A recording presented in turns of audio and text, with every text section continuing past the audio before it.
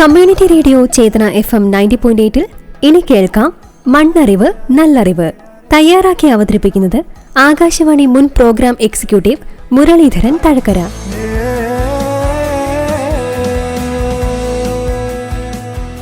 നമസ്കാരം കൃഷ്ണമാരി ചേച്ചി. നമസ്കാരം.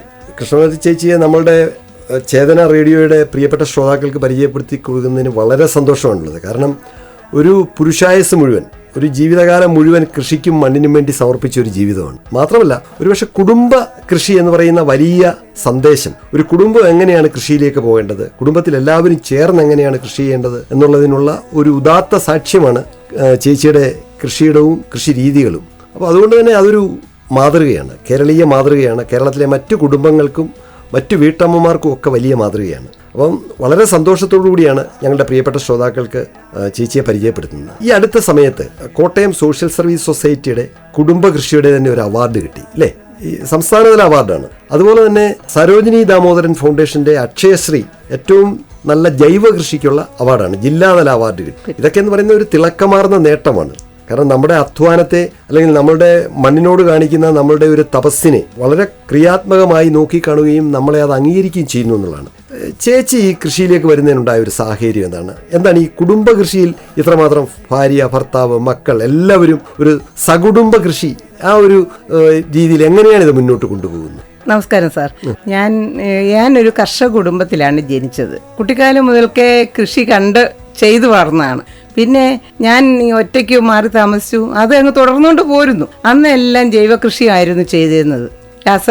കീടനാശിനികളോ വളങ്ങളോ ഒന്നും ഉപയോഗിച്ചില്ല. ഞാൻ ഇടയ്ക്കൊക്കെ ഇച്ചിരി ഉപയോഗിച്ചു, പക്ഷെ പിന്നീട് അതങ്ങ് പാടെ നിർത്തി. ഒരു 40 വർഷത്തിന് മുകൾ ആയി ഞാൻ ജൈവ കൃഷി തന്നെ തുടരുന്നു.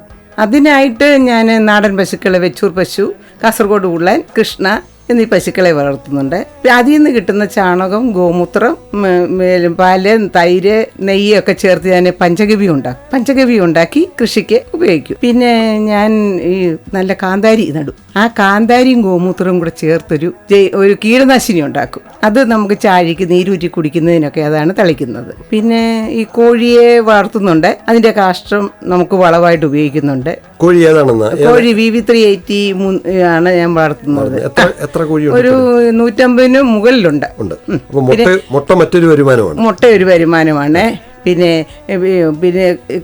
കരിങ്കോഴിയുണ്ട്, നമ്മുടെ വീട്ടാവശ്യത്തിനൊക്കെ എടുക്കും, മറ്റത് വിൽക്കും. പിന്നെ വരുമാനം എന്ന് വെച്ചാൽ സാറേ പലതരങ്ങളിൽ നമുക്കൊരു സംതൃപ്തി, വരുമാനം തന്നെയല്ല ആഗ്രഹിക്കുന്നത്, ഒരു മാനസിക സന്തോഷം, അതാണ് നമുക്ക് ഏറ്റവും വലുത്. ശരിക്കും പറഞ്ഞാൽ കൃഷിയിൽ നിന്ന് കിട്ടുന്ന ലാഭം മാത്രം നോക്കി നമ്മൾ കൃഷിയെ സമീപിക്കുമ്പോഴാണ് നമുക്ക് പിന്തിരിഞ്ഞു പോകേണ്ടി വരുന്നത്. കൃഷി ഒരു മാനസിക സന്തോഷമാണ്, അത് ആരോഗ്യത്തിന് നല്ലതാണ്, മാനസികാരോഗ്യത്തിന് നല്ലതാണ്. ആ ഒരു നിറഞ്ഞ മനസ്സോടുകൂടി മണ്ണിനെ സമീപിക്കുന്ന ഒരാളെ സംബന്ധിച്ചിടത്തോളം കൃഷിയിലെ ലാഭനഷ്ടങ്ങൾക്കപ്പുറത്ത് അത് തരുന്ന ഒരു ആരോഗ്യം, ഇല്ലേ? തീർച്ചയായിട്ടും ഉണ്ട്. ഉണ്ടെന്ന് വെച്ചാൽ സാറേ, നമ്മുടെ ആ മനസ്സിന്റെ സംതൃപ്തി, ആ ഒരു മാനസിക ഒരു സന്തോഷം നമുക്ക് പറഞ്ഞറിയിക്കാൻ പറ്റത്തില്ല. അതാണ് ഏറ്റവും വലിയ ലാഭം എന്ന് പറയുന്നത്. ഇതിനകത്ത് നീക്കിപ്പാക്കിയതാണ്. പിന്നെ ഞാൻ കൃഷി ചെയ്യുന്നത് എനിക്ക് ലാഭം മാത്രം ഉണ്ടാക്കാനല്ല. എന്ന് വെച്ചാൽ നമ്മുടെ മണ്ണ്, നമ്മുടെ ജലം, നമ്മുടെ വായു, നമ്മുടെ ചുറ്റുമുള്ള മനുഷ്യരെ എല്ലാം ആശ്രയിച്ച, അവർക്ക് നന്മയെ ആശ്രയിച്ചാണ് ഞാൻ ചെയ്യുന്നത്. ഞാൻ കീടനാശിനി ഉപയോഗിക്കാറില്ല. അപ്പൊ ശരിക്കും പറഞ്ഞാൽ മണ്ണിനും മനുഷ്യനും ദ്രോഹകരമായ, വിനാശകരമായ അതൊന്നും നമ്മൾ ചെയ്യുന്നില്ല. ഇനി വേറൊന്ന്, ഈ ഒരു വീട് ശരിക്കും പറഞ്ഞാൽ എങ്ങനെ വിപണിയാക്കി മാറ്റാം എന്നതിനുകൂടി ഒരു സാക്ഷ്യമാണ് ചേച്ചിയുടെ വീട്. കാരണം ഇപ്പൊ മുട്ട വേണ്ടവർക്ക് മുട്ട, വെളിച്ചെണ്ണ വേണ്ടവർക്ക് വെളിച്ചെണ്ണ, എള്ളെണ്ണ വേണ്ടവർക്ക് എള്ളെണ്ണ, ഏറ്റവും നല്ല സാധനങ്ങൾ തിരക്കി വീട്ടിലേക്ക് ആളുകൾ വിപണി തേടി വരുന്നു, സാധനങ്ങൾ അന്വേഷിച്ച് വരുന്നു. അവിടെ വില അവർക്ക് പ്രശ്നമല്ല. അങ്ങനെ വീട് വിപണിയാക്കാൻ കഴിയുന്നു എന്നുള്ളതാണ്. കാരണം പലരും പറയുന്നത് ഞങ്ങൾക്ക് ഒരുപാട് സാധനങ്ങളുണ്ട്, വിൽക്കാൻ കഴിയുന്നില്ല എന്നാണ്. പക്ഷെ നേരെ മറിച്ചാണ്, ഇവിടെ സാധനം ഇല്ലാത്ത കുഴപ്പമാണ്. അപ്പോൾ എന്താണ് ഇങ്ങനെ ഒരു വീട് വിപണിയാക്കി മാറ്റുമ്പോൾ അത് എങ്ങനെ സാധിക്കുന്നു? എന്നെ സംബന്ധിച്ചിടത്തോളം എൻ്റെ ഒരു സംഗതിക്കും വിപണി തേടി പോവേണ്ട ആവശ്യമില്ല. വീട്ടിൽ വന്ന എല്ലാവരും ശുദ്ധമായ സാധനം കിട്ടും. പിന്നെ അമിതമായ വില ഈടാക്കാറില്ല. തേങ്ങ, വെളിച്ചെണ്ണ, എള്ള്, നല്ലെണ്ണ, നല്ല ശുദ്ധമായ മഞ്ഞൾപ്പൊടി, വിദേശങ്ങൾ വരെ എൻ്റെ മഞ്ഞൾപ്പൊടി കൊണ്ടുപോകുന്നുണ്ട്. അതുപോലെ തന്നെ നല്ലെണ്ണ, എള്ള് വിദേശത്ത് വരെ കൊണ്ടുപോകുന്നുണ്ട്. ഏഷ്യ ഭൂഖണ്ഡം മുഴുവൻ കൊണ്ടുപോകുന്നുണ്ട്. അതെനിക്കൊരു ഭാഗ്യം പറ്റിയത് ഏഷ്യാനെറ്റുകാര് നമ്മുടെ കൃഷിദീപം പ്രോഗ്രാമിൽ 1008ാം ദളം എൻ്റെ ഒരു പ്രോഗ്രാം ഉണ്ടായിരുന്നു. അപ്പോൾ അത് കേട്ടവർ മുഴുവൻ വളരെ അഭിനന്ദനങ്ങൾ പറയുകയും പിന്നെ ഓരോ സാധനങ്ങൾക്ക് വിളിക്കുക. അത് ശരി. മഞ്ഞപ്പൊടി, കുരുമുളക്, എള്ളെണ്ണ ഇതിനൊക്കെ വിളിക്കുകയാണ്. എനിക്ക് വിപണിയെ എങ്ങും കുഴപ്പമില്ല. പച്ചക്കറി ആണേലും അത് വീട്ടിൽ വന്ന് വാങ്ങിച്ചുകൊണ്ട് പോകും. ഈ ചെട്ടികുളങ്ങര കൃഷിഭവന്റെ പരിധിയിലല്ലേ കൃഷി ചെയ്യുന്നത്? ഇപ്പം ഓണാട്ടുകരയുമായി ചേർന്ന ഒരു പ്രദേശമാണ്. ഇപ്പം ഓണാട്ടുകരയിലെ ഒരു ഏറ്റവും മികച്ച ഒരു കർഷക വനിത എന്ന് വേണമെങ്കിൽ ചേച്ചിയെ വിശേഷിപ്പിക്കുന്നതിൽ യാതൊരു അപാകതയുമില്ല. കാരണം മറ്റുള്ളവർക്കൊരു മാതൃകയാണല്ലോ. കാരണം ഈ വെറുതെ നമ്മുടെ സമയം ഇപ്പം ദേഹത്ത് ഉറുമ്പ് കടിച്ചാൽ അതിന് ബംഗാളി അന്വേഷിക്കുന്ന അല്ലെങ്കിൽ മറ്റുള്ളവരെ അന്വേഷിക്കുന്ന ഒരു അലസതയിലേക്കാണ് മലയാളി മാറുന്നത്. അവിടെയാണ് ചേച്ചിയിൽ കാണുന്ന ഏറ്റവും വലിയൊരു സവിശേഷത, അല്ലെങ്കിൽ ചേച്ചിയുടെ കുടുംബത്തിൻ്റെ സവിശേഷത. എല്ലാവരും ഒരു മനസ്സോടെ മണ്ണിൽ പണിയെടുക്കുന്നു. ഇപ്പോൾ ഈ കാര്യത്തിൽ നമ്മൾ എങ്ങനെയാണ് അതിനൊരു ഈ ജോലികൾ വീതം വയ്ക്കുകയും എല്ലാവരും കൂടി ചേർന്ന് ഓരോ ഈ കാര്യങ്ങൾ ചെയ്യുന്നതിൻ്റെ ഒരു നിഷ്ഠ എങ്ങനെയാണ്? സാർ, ഞങ്ങളൊരു 4:30 ആകുമ്പോൾ ഇടിക്കും. രാവിലെ 4:30 ആകുമ്പോൾ എണീച്ച് ചായ കുടിച്ചു, കുളിച്ച് വിളക്ക് കത്തിച്ചു. അത് കഴിഞ്ഞിട്ട് ഓരോരുത്തരും ഓരോ സെക്ഷനിലേക്ക് മാറുകയാണ്. എന്റെ ഭർത്താവ് കോഴിക്കോട്ടിലേക്ക് കയറും.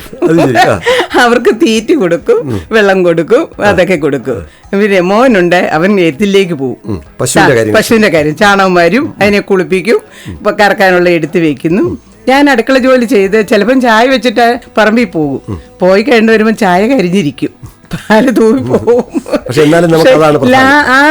നമ്മുടെ കൃഷിയിടത്തിലേക്ക് ചെന്ന് കഴിഞ്ഞാൽ നമ്മളെല്ലാം മാർക്കും സാർ. അതാണ് നമ്മുടെ ഏറ്റവും അത് നമ്മൾ അതിനോടങ്ങ് നമ്മുടെ ശ്വസിക്കുന്ന വായു ഇല്ലാതെ നമുക്ക് ജീവിക്കാനൊക്കത്തില്ല എന്ന് പറഞ്ഞ പോലെയാണ് എനിക്ക് കൃഷി. അതിനിടയിൽ ഈ മത്സ്യം വളർത്തുന്നുണ്ടല്ലോ? മത്സ്യം വളർത്തുന്നുണ്ട്. ഞാൻ നേരത്തെ അനോഫസ് വളർത്തി. ഇപ്പൊ ഞാൻ ഇച്ചിരി മുഷിയാണ് വളർത്തുന്നത്. ഒരു രസമാണ് അതിനെ തീറ്റി കൊടുക്കുമ്പോഴും ഒക്കെ ഒരു മാനസിക സന്തോഷം. അതിന്റെ വരുമാനമല്ല പ്രശ്നം. വരുമാനമല്ല. എത്ര മൊത്തം സ്ഥലം ഉണ്ടെന്നാ? എനിക്കൊരു 1.5 ഏക്കറിന് മേളിലുണ്ട്. പിന്നെ ഒരു 1.5 ഏക്കർ അല്ലാതെ നമ്മൾ ചെയ്യുന്നുണ്ട്. എന്റെ കൃഷിയിടം പോലെ അത് നമ്മൾ സംരക്ഷിക്കുന്നു, നമ്മൾ ചെയ്യാൻ അവരനുവദിക്കുന്നു. ഈ ഇപ്പം നമ്മൾ വെളിച്ചെണ്ണയുടെ കാര്യം പറഞ്ഞല്ലോ. ഇപ്പം വെളിച്ചെണ്ണ നമ്മളെ സംബന്ധിച്ചിടത്തോളം നമുക്ക് അടുക്കളയിലെ ഏറ്റവും പരമപ്രധാനമായ ഒന്നാണ് വെളിച്ചെണ്ണ. വെളിച്ചെണ്ണ ജീവിതത്തിൻ്റെ ഭാഗമാണ്. നമുക്ക് വെളിച്ചെണ്ണയിൽ പാകം ചെയ്തെങ്കിൽ മാത്രമേ മലയാളിയുടെ രുചിഭേദവുമായിട്ട് അതിനെ നമുക്ക് ചേർത്ത് നമ്മുടെ രുചിമുകുളങ്ങൾ അത്രമാത്രം വെളിച്ചെണ്ണയുമായി ചേർന്നാണ്. ഇപ്പം വെളിച്ചെണ്ണ വിൽപ്പനയ്ക്ക് തയ്യാറാക്കാറുണ്ടോ? സാറേ, ഉണ്ടായിരുന്നു. ഇപ്പൊ അതെല്ലാം വിറ്റു. പക്ഷെ ഞാൻ വില കുറച്ചാ വിറ്റത്. ഇപ്പൊ വെളിച്ചെണ്ണയ്ക്ക് വളരെ വില കൂടി. ഇപ്പൊ മഴയായോണ്ട് തേങ്ങ ആട്ടാൻ പറ്റുന്നില്ല. പിന്നെ ഞങ്ങളുടെ ഒരു ഗ്രൂപ്പിനും ഡ്രയറൊക്കെ ഉണ്ട്. പക്ഷെ എങ്കിലും ഞാനിപ്പോ ഓണത്തോടനുബന്ധിച്ച് ചെയ്യാമെന്ന് വിചാരിക്കുന്നു. ഇപ്പൊ ഭയങ്കര വിലയാണ്. ഞാൻ 200 രൂപയ്ക്കാണ് കൊടുത്തത് നേരത്തെ. പക്ഷേ ഓണമൊക്കെ ആകുമ്പോഴത്തേക്ക് ഏതാണ്ട് 400 രൂപ കൂടുതൽ, 420 രൂപയൊക്കെ ഇപ്പം വെളിച്ചെണ്ണയ്ക്കുണ്ട്. പിന്നെ നല്ല ഇപ്പം മലയാളിയുടെ ഒരു പൊതുവായ സ്വഭാവം എന്തും വില പേശും. ഈ വില പേശിയിട്ട് എത്ര വില കുറച്ച് കിട്ടാം, അതിനകത്തിൽ കീടനാശിനി ഉണ്ടോ വിഷാവിക്ഷിപ്തം ഉണ്ടോ എന്നുള്ളത് പ്രശ്നമല്ല, വില കുറച്ച് കിട്ടുക എന്നുള്ളതാണ്. പക്ഷെ അവിടെ ചേച്ചിയുടെ വീട്ടിൽ വന്ന് ഈ സാധനങ്ങൾ വാങ്ങുന്നവർ ഒരു വില പേശലിന്റെ ആവശ്യമില്ല. ഒരു ആവശ്യമില്ലേ? ഞാൻ പറയുന്ന വില പക്ഷെ ഞാൻ അമിതമായിട്ട് ഈടാക്കാറില്ല. ഞാൻ പറയുന്ന വില വന്നവർ മേടിച്ചുകൊണ്ട് പോകാൻ ഒരു അക്ഷരം മിണ്ടത്തില്ല. അതുപോലെ നന്മ എന്ന് പറയുന്ന ഒരു കർഷക കൂട്ടായ്മ, അതിൽ മെമ്പറാണ്, അതിന്റെ സജീവ പ്രവർത്തകയാണല്ലോ ചേച്ചി. കാരണം നിങ്ങളെല്ലാം കൂടെ ചേർന്നാണ് നടന്നത്. എത്ര പേര് ചേരുന്ന ഒരു കൂട്ടായ്മ? 80 പേരോളം ഉണ്ടായിരുന്നു ഈ നന്മയിൽ. ഇപ്പോഴും നടക്കുന്നുണ്ട്, നല്ല രീതിയിൽ നടക്കുന്നുണ്ട്. എന്താണ് അതിന്റെ പ്രവർത്തന രീതി? ഞങ്ങളെ എല്ലാവരും ഞങ്ങളുടെയൊക്കെ കോഹറ്റുള്ള 60 വയസ്സിനും ഒക്കെ മേലുള്ളവരാ കൂടുതലും. ഒരു 80% പേര് റിട്ടയർഡ് ആയവരും എല്ലാവരും. ഞങ്ങൾക്ക് എല്ലാവർക്കും ഒരു സന്തോഷമായിട്ട് ഞങ്ങളുടെ കാർഷിക കാര്യങ്ങൾ ചർച്ച ചെയ്യും. പിന്നെ ഇല്ലാത്തവർക്ക് ലോൺ, ഞങ്ങളുടെ ഒരു സൊസൈറ്റി ഉണ്ട്, കൊയ്പ്പള്ളി സംഘം, അവിടുന്ന് ലോൺ കൊടുക്കും. അത് നമ്മുടെ ഇത്രയും ആൾക്കാരുടെ ജാമ്യത്തിലാണ്. വിപണിയില്ലേ? വിപണി നന്മയിലില്ലേ? നന്മയുണ്ട്. ഞങ്ങൾ കൂടുന്ന എല്ലാവരും സാധനം കൊണ്ടുവരും, അവിടെ വെച്ച് കൊടുക്കും. പരസ്പരം ഒന്നും തിരിച്ചു കൊണ്ടുപോകത്തില്ല. എല്ലാം മാസത്തിൽ ഒരു ദിവസം, ആദ്യത്തെ ബുധനാഴ്ചയാണ്. എല്ലാ ബുധനാഴ്ചയും. അത് ഈ കൊയ്പ്പള്ളിക്കാരായ്മ സൊസൈറ്റിയിലാണ് ഞങ്ങൾ. അതിന്റെ ഹാളും ഒക്കെ അവിടെ ഉണ്ട്. അത് മുടങ്ങിയിട്ടില്ലേ? അപ്പൊ അതിന്റെ പ്രവർത്തനങ്ങൾ വളരെ സജീവമായി നടക്കുന്നു. പിന്നെ ഞങ്ങൾ ഇടയ്ക്കിടയ്ക്ക് കൃഷി ആരെങ്കിലും കൊണ്ടുവന്ന് ക്ലാസ് എടുക്കുന്നുണ്ട്. കൃഷി ഓഫീസർമാരോ CPC അറിയുന്നു ആരെങ്കിലും ഒക്കെ വന്ന് മിക്കവാറും ഒക്കെ ഓരോ ക്ലാസ്സുകൾ നടത്താറുണ്ട്. ഈ കൃഷിഭവൻ ഇപ്പം സാധാരണ പലയിടത്തും കൃഷിഭവന്റെ ഒരു പ്രവർത്തനത്തിന്റെ ഒരു ന്യൂനത എന്ന് പറഞ്ഞാല് കൃഷിക്കാരുടെ കൃഷിയിടങ്ങളിലേക്ക് നിരന്തരമായി പോകുന്നതിന് കൃഷി ഉദ്യോഗസ്ഥർക്ക് പലപ്പോഴും കഴിയാറില്ല. കാരണം ഓഫീസ് ചട്ടവട്ടങ്ങളും ഓഫീസ് ജോലികളും ഒക്കെ ആയിട്ട് കൂടുതൽ സമയവും ചെലവഴിക്കേണ്ടി വരുന്നു. അപ്പോൾ ചെട്ടികുളങ്ങര കൃഷിഭവനെ സംബന്ധിച്ചിടത്തോളം കൃഷിഭവൻ്റെ പ്രവർത്തനങ്ങളിൽ നിങ്ങളുടെയൊക്കെ ഒരു സഹായം, നിങ്ങളെപ്പോലെയുള്ള കൃഷി ഒരു ഉപാസനയായി കാണുന്ന ചേച്ചിയെ പോലുള്ള ധാരാളം പേര് അവിടെ ഉണ്ടല്ലോ. അതുകൊണ്ട് ഈ കൃഷിഭവൻ്റെ പ്രവർത്തനം കുറച്ചുകൂടി മികവുറ്റ രീതിയിൽ മുന്നോട്ട് കൊണ്ടുപോകുന്നതിനും യഥാർത്ഥ കൃഷിക്കാർക്ക് സഹായങ്ങൾ ലഭ്യമാക്കുന്നതിനും കൃഷിഭവനിൽ നിന്ന് കിട്ടുന്ന ആനുകൂല്യങ്ങളും സഹായങ്ങളും അത് യഥാവിധി കർഷകർക്ക് എത്തിച്ചു, അങ്ങനെയൊക്കെയുള്ള കാര്യങ്ങളിൽ നമുക്ക് എന്തെങ്കിലും ചെയ്യാൻ കഴിയുന്നുണ്ടോ? സാർ, ഞങ്ങൾക്ക് ഇപ്പം ഞങ്ങളുടെ കൃഷിഭവൻ നല്ല രീതിയിൽ തന്നെ പ്രവർത്തിക്കുന്നുണ്ട്. ഞങ്ങളുടെ കൃഷി ഓഫീസർമാരെല്ലാം ഞങ്ങളുടെ കൃഷി ചെയ്യുന്നു എന്ന് അവർക്ക് അറിയാവുന്ന കർഷകരുണ്ട്. അവരുടെ അടുത്ത് വന്ന് ഫീൽഡിൽ വരുന്നുണ്ട്. പിന്നെ അവിടെ ഒരു ക്ലിനിക്കുണ്ട്, ക്ലിനിക്കുണ്ട്. ഞങ്ങൾക്ക് അവിടുന്ന് വേണ്ട ചെന്ന് പറയുമ്പോൾ അവിടെ നിർദ്ദേശങ്ങൾ തരുന്നുണ്ട്, അവിടെ ഉള്ള മരുന്നുകൾ തരുന്നുണ്ട്. കീടനാശിനികൾ ഞങ്ങൾ ജൈവവും ഉണ്ട്, അല്ലാതും ഉണ്ട്. ഈ ഓണം ഇപ്പം നമുക്കിനിയിപ്പം കേരളത്തിൽ ഏറ്റവും കൂടുതൽ പച്ചക്കറികളായാലും വെളിച്ചെണ്ണ, ഇപ്പം നേരത്തെ പറഞ്ഞല്ലോ ഓണത്തിന് വെളിച്ചെണ്ണ തയ്യാറാക്കണമെന്ന്, എല്ലാം വിപണി ഏറ്റവും കൂടുതൽ സജീവമായ ഒരു വിപണി ഉണ്ടാകുന്നതും കർഷകർക്ക് അവരുടെ ഉൽപ്പന്നങ്ങൾ വിറ്റഴിക്കാൻ ഏറ്റവും പറ്റിയ ഒരു സമയം എന്ന് പറയുന്നത് നമുക്ക് കേരളത്തെ സംബന്ധിച്ച് ഓണമാണ്. അപ്പോൾ ഓണം കണക്കാക്കി എന്തെങ്കിലും പ്രത്യേക കൃഷികൾ ചെയ്തിട്ടുണ്ടോ? ഉണ്ട്, ഈ കർഷകരെല്ലാം കൂടുതൽ കൃഷി ചെയ്തിട്ടുണ്ട്. ഏത്തവാഴ, നമ്മുടെ ചേന, പച്ചക്കറികളെയൊക്കെ ചെയ്തിട്ടുണ്ട്. ഞങ്ങൾക്ക് അവിടെ ഒരു വിപണിയുണ്ട് ഓണത്തിന് കൃഷിഭവന്. അപ്പം നമ്മുടെ പച്ചക്കറികൾ, എല്ലാവരുടെയും പച്ചക്കറികൾ വെച്ച് നമുക്ക് വിപണനം നടത്താൻ കഴിയും. ഈ മറ്റൊന്ന്, ഇപ്പം കൃഷിക്കാരുടെ ഏറ്റവും പ്രധാനപ്പെട്ട ഒരു ആവശ്യം എന്ന് പറയുന്നത് ഏറ്റവും നല്ല വിത്ത് ലഭിക്കുക, നല്ല നടീൽ വസ്തുക്കൾ ലഭിക്കുക എന്നുള്ളതാണ്. കാരണം വിത്ത് ഒരു സ്വത്തായിട്ട് കണ്ടിരുന്ന ഒരു കാലമുണ്ട് കൃഷിക്കാർ. 2 പത്തായത്തിൽ 1 മുറി വിത്തിന്, അങ്ങനെയാണ് പഴയ ചൊല്ല് തന്നെ. പക്ഷേ ഇപ്പോഴത്തെ ഒരു സാഹചര്യത്തിൽ അങ്ങനെ വിത്ത് നമ്മൾ സംഭരിച്ച് സൂക്ഷിക്കുന്ന ഒരു രീതിയിൽ നിന്ന് കൃഷിക്കാർ പാടെ മാറിയിട്ടുണ്ട്. എല്ലാവരും തന്നെ അതിന് ഒന്നീ കൃഷിഭവനെ ആശ്രയിക്കുന്നു, അല്ലെങ്കിൽ ഫാമുകളെ ആശ്രയിക്കുന്നു. ആ ഒരു രീതിയിലാണ് പോകുന്നത്. ചേച്ചിയുടെ ഒരു രീതി എങ്ങനെയാണ്? ഞാൻ സ്വന്തമായിട്ട് കൃഷി വിത്തുകൾ വെച്ചേക്കാം. നല്ല നടുതലകളിൽ നല്ലത് മാറ്റുക. ഇപ്പൊ തന്നെ നമ്മളെ പാവലും പടവലും വേണ്ട, ഇതെല്ലാം നമ്മൾ എടുത്തു വെച്ചിട്ടുണ്ട്. 17 തരം ചീരയുണ്ടായിരുന്നു, അതും വിത്തിനെടുത്ത് വെച്ചു. എല്ലാ വിത്തുകളെയും ഒരു വിത്തിനും പുറത്തു പോകേണ്ട കാര്യമില്ല. കൃഷിക്ക് താല്പര്യമുള്ളവർക്ക് വിത്ത് കൊടുക്കും. നമ്മളെ പൈസയ്ക്കും കൊടുക്കും. പൈസ വെച്ചാൽ ഈ ചെറിയൊരു തോതിന് കൊടുക്കും. അതല്ല, നമ്മുടെ സുഹൃത്തുക്കളൊക്കെ വന്ന് ചോദിച്ചു കഴിഞ്ഞാൽ, നമുക്ക് പരിചയമുള്ളവർ വന്നു കഴിഞ്ഞാലൊക്കെ വിത്തുകൾ കൊടുക്കും. കാരണം എല്ലാവരോടും പൈസ മേടിക്കാൻ പറ്റത്തില്ലല്ലോ. അതുകൊണ്ട് കൊടുക്കും. ചെയ്യാൻ താല്പര്യമുള്ളവർക്ക് എനിക്ക് ഉള്ള അറിവുകൾ പറഞ്ഞും കൊടുക്കും, വിത്തും കൊടുക്കും. അപ്പൊ അങ്ങനെ, കാരണം ആളുകളൊന്നും മണ്ണിലേക്ക് ഇറങ്ങട്ടെ, എന്തെങ്കിലും നട്ട് നനച്ച് വളർത്തട്ടെ. അതാണ് നമ്മുടെ, കാരണം നമ്മളെ പോലെ തന്നെ അവരും നല്ല പച്ചക്കറികൾ, അതായത് ഈ അതിന്റെ ഏറ്റവും പ്രധാനപ്പെട്ട കാര്യം എന്ന് പറയുമ്പോൾ ഇപ്പൊ എന്താണ് ചേച്ചിയുടെ വീടിന്റെ ആരോഗ്യം എന്ന് പറയുന്നത് കൃഷിയുടെ ആരോഗ്യം തന്നെയാണ്. ഈ നല്ല പച്ചക്കറികൾ കഴിക്കുമ്പോൾ അത് മരുന്നായി മാറുകയാണ്. അപ്പൊ അത്രയും പൈസ നമുക്ക് മരുന്നിന് വേണ്ടി മെഡിക്കൽ ഷോപ്പിൽ കൊടുക്കണ്ട, ഡോക്ടർക്ക് കൊടുക്കണ്ട. ഇത് ശരിക്കും മനസ്സിനും ചികിത്സയാണ്, ശരീരത്തിനും ചികിത്സ, ഒരു കായകൽപ്പ ചികിത്സ പോലെയാണ്, അല്ലെ? ശരിയാണ് സാർ. അത് നമുക്കിപ്പം ഞങ്ങൾ യാതൊരു വക മരുന്നുകളും കഴിക്കുന്നില്ല. പിന്നെ ഒരു വക പച്ചക്കറികൾ പുറത്തുനിന്ന് വാങ്ങാറില്ല. എല്ലാം സ്വയം പര്യാപ്തം. ഈ നമ്മളെ പോലുള്ള ഇപ്പൊ ഒരു 5 സെന്റ് 10 സെന്റ് ഉള്ളവർക്ക് എന്തുകൊണ്ട് ഇതൊക്കെ ഒന്ന് ചെയ്തുകൂടാ? അതാണ് എന്റെ ചോദ്യം. എന്തുകൊണ്ട് ചെയ്തുകൂടാ? എന്നോട് ഒരാൾ ചോദിക്കുന്നു, എന്തിനാ 100 രൂപ കൊടുത്ത ആവശ്യത്തിന് പച്ചക്കറി കിട്ടത്തില്ലയോ? പിന്നെ എന്തിനാ കിടന്നേ കഷ്ടപ്പെടുന്നേ? പിന്നെ അവരോട് ഞാൻ പറയുന്നത്, എനിക്ക് ആ 100 രൂപയുടെ പച്ചക്കറി വേണം. 100 രൂപ കൊടുത്താൽ 10,000 രൂപ കൊണ്ട് ആശുപത്രി കൊടുക്കണ്ടേ? അതാണ് നമുക്ക് പണ്ടുള്ളവർ, നമ്മൾ എങ്ങും പച്ചക്കറി മേടിച്ചല്ലോ കഴിഞ്ഞിരുന്നേ, നമ്മുടെ വീട്ടിൽ തന്നെ ഉണ്ടാക്കി. മാത്രമല്ല, നമ്മളിപ്പം ഉച്ചയ്ക്ക് എന്താണ് ഇന്ന് ചോറിന് കൂട്ടാനെന്ന് പറഞ്ഞ ഒരു മുറവുമായിട്ട് അമ്മുമ്മയോ അല്ലെങ്കിൽ അമ്മയോ ഒന്ന് പറമ്പിൽ ഇറങ്ങി വരുമ്പോൾ എന്തെങ്കിലും ചിലത് കാണും.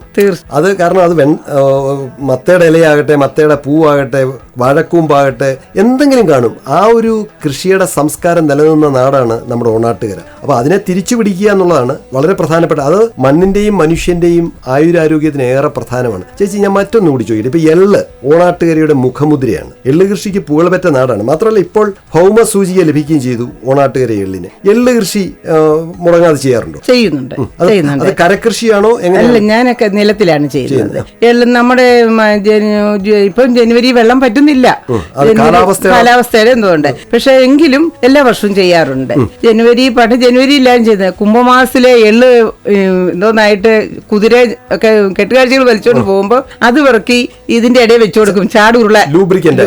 പിന്നെ ഈ കുത്തിയോട്ട കുഞ്ഞുങ്ങളുടെ ദേഹത്തൊഴിക്കാനായിട്ട് തണുപ്പിന് വേണ്ടിയിട്ട് ഒരു ചൂരൽ മുറിയുന്ന അങ്ങനെ കൊടുക്കുക. പക്ഷെ അന്ന് ഇപ്പോഴേ ആ സമയത്ത് എള്ള് വലുതായിട്ടില്ല, അത് കാലാവസ്ഥയിൽ ഉണ്ടായ തകിടമറിച്ചിലാണ് അതിന്റെ കാരണം. പക്ഷേ എള്ള് കൃഷി പൊതുവെ ലാഭമാണ് സാർ. പക്ഷെ ഇപ്പോഴേ എന്നെ പോലുള്ളവർക്ക് ലാഭമാണ്, നമ്മൾ തന്നെ എല്ലാം ചെയ്യുന്നു. അതല്ലെങ്കിൽ പണ്ടുള്ളവർ പറയും നെല്ലിലെ വാട്ടം എള്ളിലെ മുതിരയിലെ തീരുമെന്ന് പറയും. പക്ഷെ ഇന്നുള്ളവർക്ക് അത് പറ്റത്തില്ല. പക്ഷെ നമ്മളെപ്പോലെ ചെയ്തു കഴിഞ്ഞാൽ തീർച്ചയായിട്ടും എള്ളാട്ടി എണ്ണയായിട്ടാണോ കൊടുക്കുന്നത്, അതോ എള്ളായിട്ടും കൊടുക്കും എണ്ണയായിട്ടും കൊടുക്കും? രണ്ടിനും ആവശ്യക്കാരുണ്ട്. ഉണ്ട്. ആവശ്യത്തിന് കൊടുക്കാനുണ്ടോ ഇപ്പോഴും? നമ്മുടെ ഈ അഭിമുഖം കേട്ടാല് ഒരു പക്ഷേ ഈ ചേതന റേഡിയോയുടെ ശ്രോതാക്കൾ ആരെങ്കിലും ആവശ്യപ്പെടുകയാണ്, ഞങ്ങൾക്ക് ഇത്തിരി എള്ള് വേണം, അല്ലെങ്കിൽ ഇത്തിരി നല്ല എള്ളെണ്ണ വേണം, മരുന്ന് പോലെ ഉപയോഗിക്കാം എന്ന് പറഞ്ഞാൽ കൊടുക്കാൻ പറ്റുമോ? തീർച്ചയായിട്ടും കൊടുക്കാം സാർ. അത് അങ്ങനെയാണ് എന്റെ എള്ളെണ്ണ കൊണ്ടുപോകുന്നത്. എല്ലാം മരുന്നിന് ഉപയോഗിക്കാൻ. ഈ അല്ലാതെ തേക്കുന്നവരിപ്പോ അപൂർവമാണ് എണ്ണ, പക്ഷെ ഉപയോഗിക്കാനായിട്ടാണ് കൊണ്ടുപോകുന്നത്. ഈ എണ്ണ നമ്മുടെ ക്യാൻസറിന്റെ കോശങ്ങളെ വരെ പ്രതിരോധിക്കാൻ ശക്തിയുള്ളതാണെന്നാണ് പറയുന്നത്. അത് റിസർച്ച് ചെയ്തിട്ടുണ്ട്. ഒരു വലിയ ഔഷധമാണ്. കാരണം ഈ ശരിക്കും പറഞ്ഞാൽ നല്ല എണ്ണ എന്ന് പറയുന്നത് ഏതാണ്? നല്ല എണ്ണ എന്ന് പറയുന്നത് എള്ളെണ്ണയാണ്. വേറെ എത്രയോ എണ്ണയുണ്ട്, ഒലിവെണ്ണയുണ്ട്, പക്ഷെ നമ്മൾ നല്ലെണ്ണ എള്ളെണ്ണയാണ്. ഇനി നമ്മൾ നിരവധി കാര്യങ്ങൾ ഇപ്പൊ പറഞ്ഞു. ശരിക്കും സംതൃപ്തമായ ഒരു ജീവിതം. ഇപ്പൊ പലരും പറയാറുണ്ട്, കൃഷി ചെയ്ത് നമ്മൾ എങ്ങനെ ജീവിക്കും, കൃഷിയിൽ നിന്നുള്ള വരുമാനം കൊണ്ട് നമുക്ക് ജീവിക്കാൻ പറ്റുമോ എന്നുള്ള ഒരു ചോദ്യം പലരും ഉയർത്താറുണ്ട്. കാരണം ഈ വർത്തമാനകാല ജീവിതത്തിൽ എല്ലാ സാധനങ്ങൾക്കും വില കൂടുതൽ, അതുപോലെ തന്നെ പൊതുസമൂഹത്തിൽ നമുക്ക് മറ്റുള്ളവരോടൊപ്പം ജീവിക്കണമെന്നുണ്ടെങ്കിൽ സാമ്പത്തികം വളരെ പ്രധാനമാണ്. അപ്പൊ കൃഷി കൊണ്ട് നമുക്ക് ജീവിക്കാൻ പറ്റുമോ എന്നൊരു ചോദ്യമുണ്ട്. എന്താ ചേച്ചിയുടെ ഒരു അഭിപ്രായം? എന്നെ സംബന്ധിച്ചിടത്തോളം സാർ തീർച്ചയായിട്ടും പറ്റും. നമ്മളിപ്പം ഒരു 10,000 രൂപ ഇങ്ങോട്ട് കൊണ്ടുവന്ന് വെച്ചാൽ ഒന്നും ഇല്ലാത്തവന് എല്ലാം മേടിച്ചു കഴിയും. പിന്നെ അത് ബാക്കി എത്ര ഉണ്ട്? 2 ദിവസത്തേക്കേ കാണത്തുള്ളൂ. തേങ്ങ വേണം, എണ്ണ വേണം, പച്ചക്കറി വേണം, മുട്ട വേണം, പാല് വേണം. എന്നെ സംബന്ധിച്ചിടത്തോളം ഇതൊന്നും എല്ലാം സ്വയം പര്യാപ്തമാണ്. ഒരു സാധനം ഇപ്പൊ മാത്രം അരി മാത്രം. നെൽകൃഷി ഉണ്ടായത് ഇപ്പം കൃഷി ചെയ്യാൻ ആളില്ല, എടുത്തു തരാൻ ആളില്ലാത്തതുകൊണ്ട് നമ്മൾ തന്നെ ചെയ്താൽ അത് നമുക്ക് പറ്റത്തില്ല, കിട്ടത്തില്ലൊന്നും. അതുകൊണ്ട് നെൽകൃഷി നമുക്ക് ഒഴിവാകേണ്ടി വന്നു. അല്ലാതെ യാതൊന്നിനും പുറത്തു പോകണ്ട അവസ്ഥ. അതായത് പരിപൂർണമായിട്ടും നമ്മള് ഒരു ഗാന്ധിയൻ സമീപനം. നമ്മുടെ വീടാണ് നമ്മുടെ വിപണി, നമ്മുടെ എല്ലാം ജീവിതവും ആണ്. നമുക്ക് വേണ്ടതെല്ലാം മണ്ണ് തരുന്നുണ്ട്. മണ്ണിനെ സ്നേഹിച്ച ഒരു കുഴപ്പവും വരത്തില്ല.